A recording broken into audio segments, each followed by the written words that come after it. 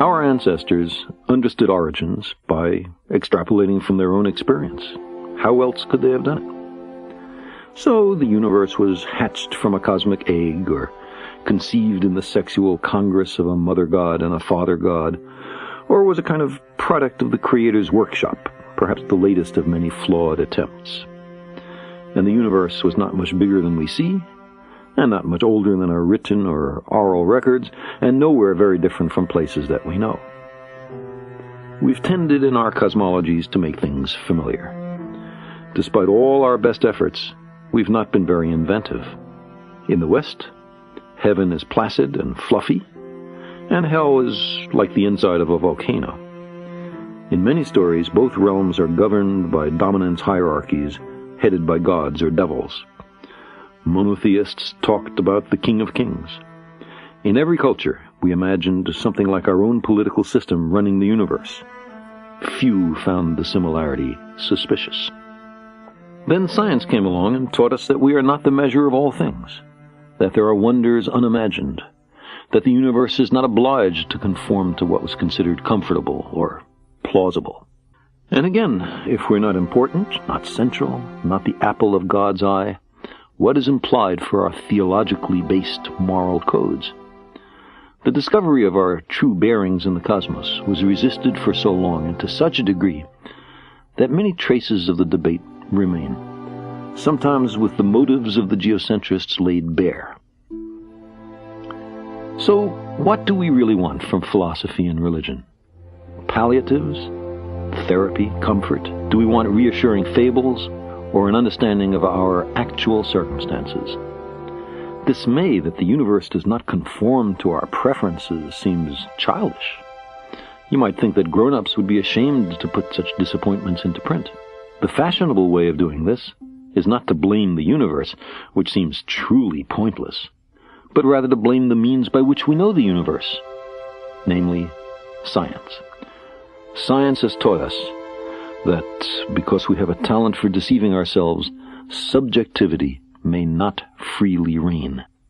Its conclusions derive from the interrogation of nature, and are not in all cases pre-designed to satisfy our wants.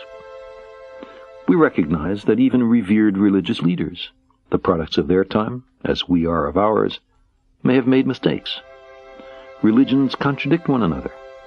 On small matters, such as whether we should put on a hat or take one off on entering a house of worship, or whether we should eat beef and eschew pork, or the other way around, all the way to the most central issues, such as whether there are no gods, one god, or many gods. If you lived 2 or 3 millennia ago, there was no shame in holding that the universe was made for us. It was an appealing thesis consistent with everything we knew. It was what the most learned among us taught without qualification. But we found out much since then. Defending such a position today amounts to willful disregard of the evidence and a flight from self-knowledge. We long to be here for a purpose, even though, despite much self-deception, none is evident. Our time is burdened under the cumulative weight of successive debunkings of our conceits. We're Johnny-come-latelys. We live in the cosmic boondocks. We emerged from microbes and muck. Apes are our cousins. Our thoughts and feelings are not fully under our own control. There may be much smarter and very different beings elsewhere, and on top of all this, we're making a mess of our planet and becoming a danger to ourselves. The trapdoor beneath our feet swings open. We find ourselves in bottomless freefall. We are lost in a great darkness, and there's no one to send out a search party.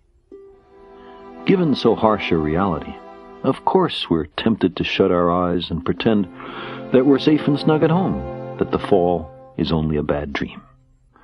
Once we overcome our fear of being tiny, we find ourselves on the threshold of a vast and awesome universe that utterly dwarfs, in time, in space, and in potential, the tidy anthropocentric proscenium of our ancestors. We gaze across billions of light years of space to view the universe shortly after the Big Bang and plumb the fine structure of matter, We peer down into the core of our planet and the blazing interior of our star. We read the genetic language in which is written the diverse skills and propensities of every being on Earth. We uncover hidden chapters in the record of our own origins. We invent and refine agriculture, without which almost all of us would starve to death. We create medicines and vaccines that save the lives of billions. We communicate at the speed of light and whip around the Earth in an hour and a half. We have sent dozens of ships to more than 70 worlds and 4 spacecraft to the stars. To our ancestors, there was much in nature to be afraid of. Lightning, storms, earthquakes, volcanoes, plagues, drought, long winters. Religions arose in part as attempts to propitiate and control, if not much to understand, the disorderly aspect of nature. How much more satisfying had we been placed in a garden custom-made for us, its other occupants put there for us to use as we saw fit. There is a celebrated story in the Western tradition like this, except that not quite everything was there for us.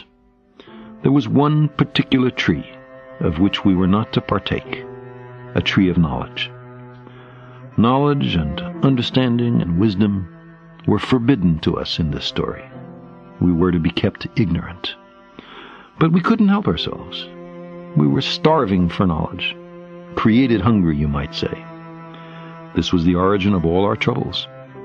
In particular, it's why we no longer live in a garden. We found out too much. So long as we were incurious and obedient, I imagine, we could console ourselves with our importance and centrality, and tell ourselves that we were the reason the universe was made. As we began to indulge our curiosity, though, to explore, to learn how the universe really is, we expelled ourselves from Eden. Angels with a flaming sword were set as sentries at the gates of paradise to bar our return. The gardeners became exiles and wanderers. Occasionally we mourn that lost world, but that, it seems to me, is maudlin and sentimental. We could not happily have remained ignorant forever.